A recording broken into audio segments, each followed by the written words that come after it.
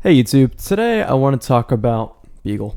I want to talk about Sauron and a sub theme for him in Commander with horrors. In Duskmourn we got a few horrors, but in general this was a deck list I've had around for a while and I wanted to show it off because it is a lot of fun. I've only really done some playtesting, played it against a couple friends. I don't personally own this deck, but I've definitely considered it. I just don't want to own too many Grixis decks. Sauron is generically strong. When he was first shown off, I was so excited, but at the same time, like, just barely disappointed because he's such a strong card, but there was, like, not enough direction. Not that I like keeping things open, but there wasn't, like, enough direction for me to, like, want to play him, you know? He was just generically good, rather than, like, enough of something to work with. You kind of can with like a little bit of army, but not really. Draw card, discard effects, a little, not really. So we're just gonna do a horror sub theme and stick with the generically good stuff, and it's gonna be a lot of fun. So let's start talking about the horrors. We have Starving Revenant for it's like a mid-game Shieldred. Wharf Infiltrator. This is just another way for us to fill Graveyard, get in through some damage, and with Sauron's effect, we can pay 2 mana whenever we discard a creature card and make a 3/2 colorless horror if we have nothing else we're doing. Toxrill, really good at controlling board states, good card advantage. No one likes this card, so reanimate it and watch the world burn. Ravenous Chupacabra, ETB Destroy Creature. We have a lot of reanimation. It's on curve for us. We don't have a ton of 4-drops, so this is a good slot. Captain Nagothrod. This is like the main powerhouse for us. With Nagothrod and the horrors and giving Sauron Menace. It allows us to get some commander damage in and start recurring stuff from the opponent's graveyard, such as creatures and artifacts on instep with Captain Nagothrod. It's really fun. It's a little strong.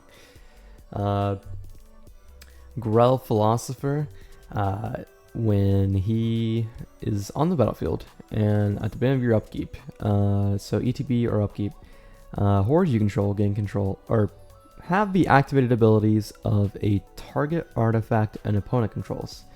And if the ability would cost mana to activate, Grell Philosopher says we can use blue mana to activate it instead. So, why this is nice. Someone always has a Soul Ring, so now all your horrors are Soul Ring. If you look at the tentacles, you'll see that he has like a little Soul Ring on one of them. It's really cute. And there's some of our artifacts as well. So yeah, mostly Mana Rock, but if there's any utility artifacts, we'll gain control of those effects too. It's a really cool card, and as long as you're not playing like against 3 green players, you're gonna be doing something with this card, and it's gonna be pretty fun. Roaming Throne. This card is just good with any commander that has a good triggered ability. Sauron has 2 good ones, and there's not a lot of good horrors, so this being a sub theme, Roaming Throne fits in nicely. And finally, we're playing Hullbreaker Horror. This isn't a lot of precons. It's a horror. It's a really strong control card. Really good reanimation target. Has flash, so we are running a spell that actually searches for flash cards. But yeah, this card's just generically really strong. It's a horror, and it can go infinite for like infinite storm count with like Soul Ring and one of the mana rocks. But there is a storm card in here too, but that's for later. Alright, so the last of the horrors. We're playing Ancient Cellar-Spawn to ramp our horrors out. It also does some extra damage. Silent Hall Creeper is just an early game horror we can play. It's going to draw us a card, replace itself, get a couple counters, and become a copy of another creature that we have later on, like another Roaming Throne or something. We are also playing Sauron, Lord of the Rings, also a horror. This card does everything we want. This guy probably has debatably the best trigger in the game, and it's just filling our graveyard, reanimating a creature, and buffing up our army. So, pretty cool. It also just is generically a big creature on its own too. So, cool. We are playing Thing in the Ice. This is our last horror. There are more horror theme cards in the deck, but as far as cards I liked, I want to try, Fitting in the Ice is really good. It comes into 4 ice counters on it. Every time you cast an instant or sorcery, you take an ice counter off of it, and when it has no more ice counters, it flips and becomes an Awoken Horror and returns all non-horror creatures to everyone's hands. That can hurt us a little bit, but it's definitely hurting our opponents. This can leave people wide open for commander damage, which is definitely going to happen. Our commander has a perfect 7 for damage, and you die to 21, so 3 hits. We have evasion, returning things to people's hands, and a couple other cards we'll get into later that can help probably as well. But yeah, that's it for the horrors, but we have more horror theme cards in the deck. We'll get to that. Alright, so the rest of our creature base. This is a pretty heavy creature deck, which is honestly pretty fun, since all of these cards have a lot of big effects. Now, I want to preface that you can play any of these cards, or happily swap them out. I just highly recommend Bone Miser and Archfiend of Ifnir, which we'll get to in a second, but yeah, let's get started. Exalted Flamer of Tzeentch. We are mostly playing this guy to help get us our instants and sorceries back that have a lot of value. We're turning our deck into our library a lot because of Sauron's effects, so getting those cards back somehow or using them numerous times is going to be such a huge advantage for us. Archfiend of Ifnir is clearing the board every time we cycle.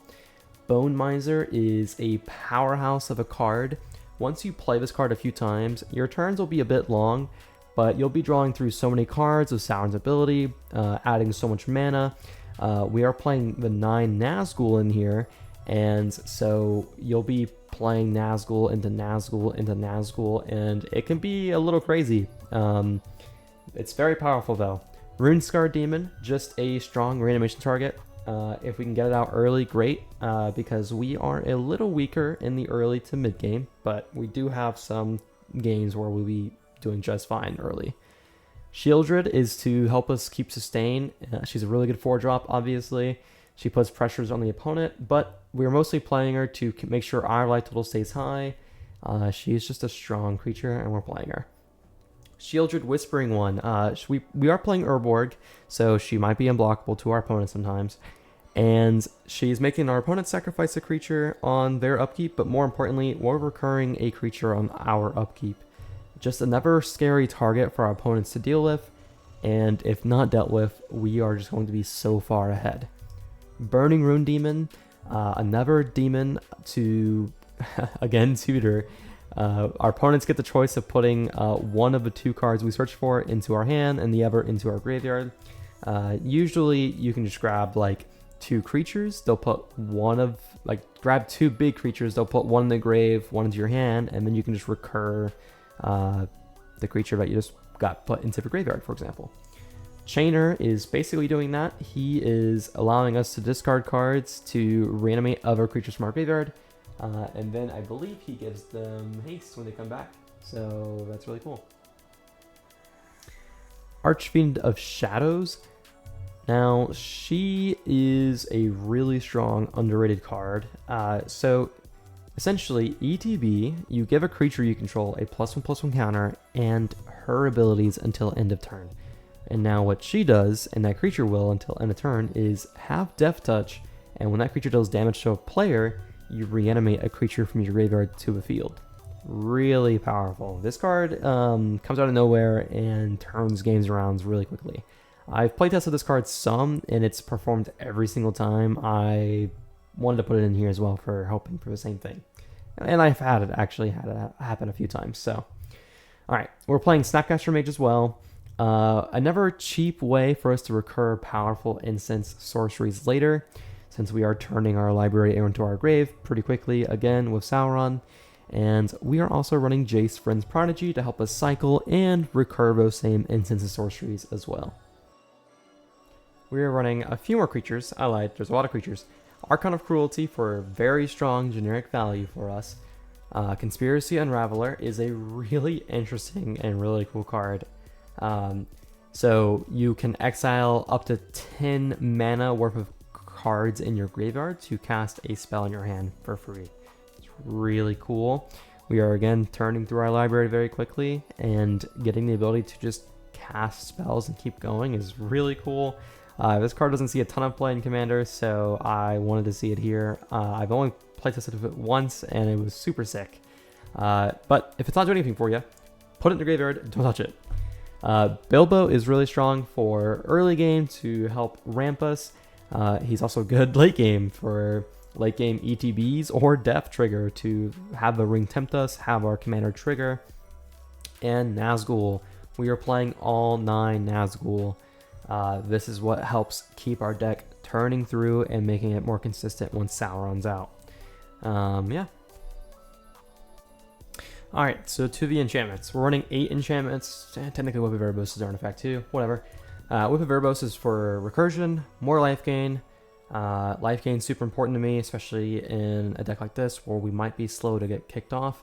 Rakdos joins up is our first reanimation spell I'm showing off. ETB, just return a creature from your graveyard to the field, 2 counters on it, and whenever a legendary creature you control dies, it deals damage equal to its power, or sorry, this enchantment deals damage equal to that creature's power to any opponents.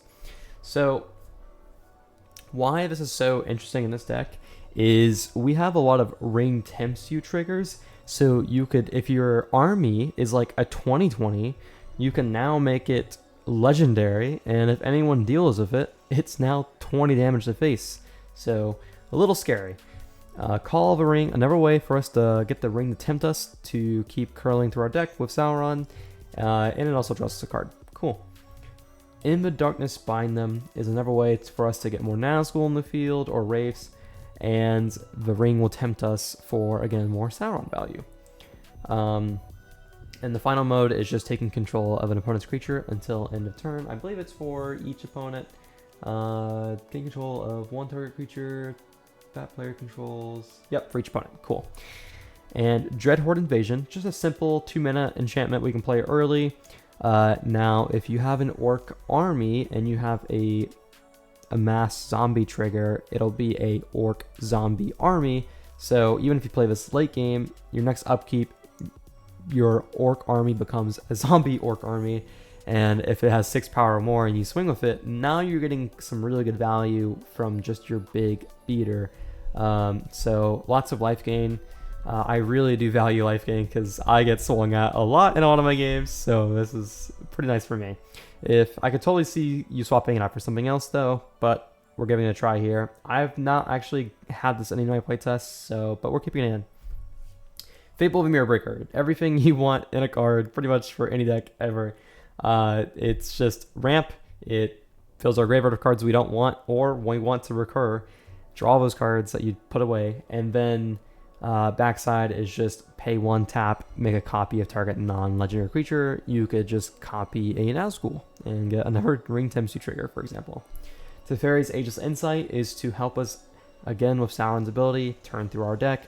I don't like relying on commanders too much, but when you have a war trigger as such as Sauron's, he's going to stay in the field for a while. It's really cool. Now, Endless Evil is another horror-based card. So at the beginning of your upkeep, you create a copy token of the enchanted creature, except it's a 1/1. However, if that enchanted creature dies, if it was a horror, you return this enchantment to your hand.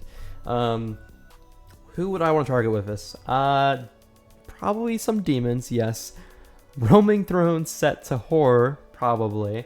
And there's a few other good targets like Snapcaster or something like that. But obviously we probably want to get it on our horrors. But yeah, I don't know. It's a fun card, and it fits the role. It's cool. It's really sweet. We are playing 8 sorceries. We're playing Faithless Looting just for cantrips, basically. Help our graveyard for later. Birthday Escape is, at worst, draw a card to find out land drop you need early game. Make a creature unblockable for some reason. Late game is triggering Sauron so we can empty our hand and draw some more cards. Living Death is our board wipe. We probably have the biggest graveyard, so we're happy to cast this nearly any time. From the Catacombs. This card's probably one of the most underrated cards, like, nearly ever in Commander. I've never seen anyone play this card, except for maybe just, like, Captain Nagothrot's Precon. This card is 5 mana, reanimate a creature. However, it comes in with a corpse counter on it. So I believe if it dies, it's just exiled instead. And you take the initiative, which is really good value. Now, why this card's so strong is it has an escape cost. Having an escape cost is like crazy for like a reanimation like deck, which is kind of what we're going for. So anytime I've ever had this card, it wins me stalemates. It just is generically on brand for 5 mana recursion. It even helps me find my land drops with the initiative. This card does everything. Like, it's so good. I know some people don't like the initiative, but I do think if everyone's prepared for it, initiative is a lot of fun to pass around the table. It's crazy, and it's really easy for us to take initiative again just by recasting this card. I could keep going on and on about this card. I don't play it in enough of my decks. It just, every time I see it, I'm like, wow, what am I doing? I need to order some more of these. Okay.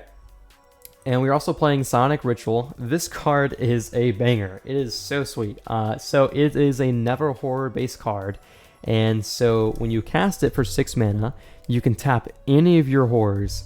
For every horror you tap, like your commander is a horror as well, you copy the spell. And basically you exile a instant or sorcery from any graveyard and you cast it without paying its mana cost. But then you exile Sonic Ritual. So you can cast like Swords to Plowshare from someone's graveyard, your Path to Exile, maybe your Board Wipe, because why not? And yeah, you could recur more of your reanimation spells, opponent's reanimation spells, anything. This card's so fun. Even when I used to have a Captain the Gothra deck, this card was so fun every single time I casted it, and sometimes really incredibly powerful too. Really cool card. I'm excited for this one. It's so sweet. Reanimate. Generic, 1 mana, get back whatever we need, just lose life. Not a big deal. We have so many ways of getting life. It's honestly pretty comfortable to lose life. Mortar on the March. I don't know if I said that right. Mortar? So this is the Storm card. It is exile a creature card from your graveyard. You create a token copy of it, but with haste. So late game, after there's been like so many board wipes, maybe you cast a cantrip or two, cast this, or if you have so much mana, cast like another big spell, then cast this. And you can recur like 2, 3, 4 cards from your graveyard, immediately put on the field and swing, and you'll probably kill someone. This card, I've actually never gotten it off. I've been a turn away from getting it off one time, and it would have been super explosive, but I was already winning a little pretty hard as well. But if someone played a board wipe, I was gonna win even like out of nowhere. It's gonna be super sweet. Breach the Multiverse, another super underrated spell. This is debatably my favorite like black sorcery. It's amazing. So each player mills 10 cards, then you reanimate either a creature or planeswalker from everyone's graveyard, and that's it. They're Phyrexians in addition to the other types, whatever. Amazing spell. Like, it's filling our graveyards. You don't usually want to fill your opponent's graveyards, but hey, you're getting 4 creatures that are probably all above 5 mana. And yeah, you're going to have a blast. This card performs nearly every time it's ever been cast. It's amazing. I love watching this card see play on a rare occasion, and I love playing it too. Alright, one last sorcery. Buried Alive. This is helping fill our graveyard with a few pieces that we need that can help us like get into the game quicker or come back or just get even more ahead. I don't recommend casting it until like you actually have a reanimation spell in your hands, just so that people aren't so afraid immediately of you and want to swing in and so they don't exile your graveyard. Stubborn Nile for just counter magic. Withering Torment for just another new destruction spell for enchantments and creatures. Dark Ritual, because the quicker we cast Sauron, the quicker we're playing the game. Waterlogged Teachings grabs you any instant, but it also grabs you Hullbreaker Horror and Snapcaster Mage, but also doubles as a land, so that's pretty sweet. An Offer You Can't Refuse, just another counter spell that is pretty good. It's really nice when people are trying to target Sauron, they pay their ward costs, and then you counter the spell. It's really satisfying. Malakir Rebirth, just another way to, if someone plays a board wipe, you can return a creature back. So if someone just plays a board wipe to deal with Sauron, you have this. It also doubles the land. Arcane Denial, because it's just a flavorful, like Sauron art counterspell, and I can understand if some people don't like Arcane Denial. I originally did not like this spell because it draws my opponents 2 cards. But when you're countering someone's like best spell, like most of the time that's what they really needed to get off to play the game. So giving them 2 cards and yourself a card back to replace Arcane Denial is really nice, because tends to, like, when you counterspell something in a 4-player pod, the other 2 opponents can usually, like, they'll slam their pieces, and then you and the person you just countered are a bit behind now. So this really helps mitigate that. I'm also playing Felva Profane. It just doubles as a land. It's also another destruction spell for creatures and planeswalkers. Alright, we're only playing 2 utility artifacts here. Palantir or Orthanc? Orthanc? However you pronounce it. The bigger end step, you put a influence counter on Palantir and you scry 2, and then an opponent you choose can either let you draw a card. If they don't, you mill X cards for X number of influence counters on it, and then that player loses life equal to the total mana value of those cards. I have seen this kill opponents before, not for my use, but it's 3 mana, draw a card, scry 2, and then occasionally mill some cards. It's just really good. It's a very strange card, but it's very much welcomed here.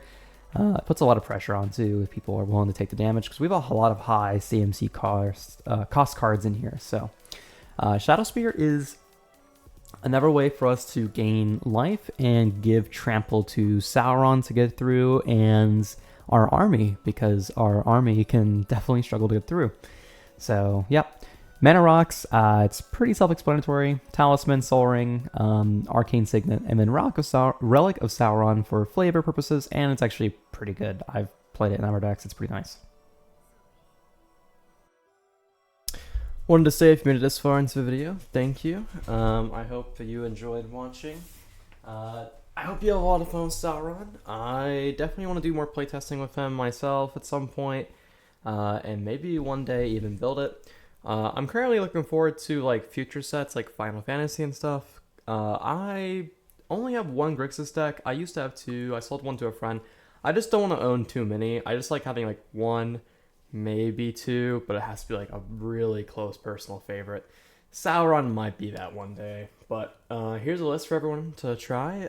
It looks like a lot of fun. You have a lot of life gain. You have a lot of ways to deal damage. You have a lot of amazing late game. You have really good recursion, so forth, so on. So yeah, have some fun. Have a good day.